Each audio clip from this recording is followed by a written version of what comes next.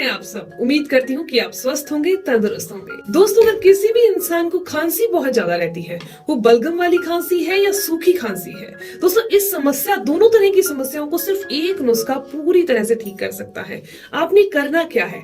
आपने लेना है 2 चम्मच अदरक का रस। 2 चम्मच अदरक के रस को हल्का सा गुनगुना कर लीजिए किसी भी बर्तन में डालकर। उसके अंदर 1 चम्मच के करीब पानी डाल दीजिए।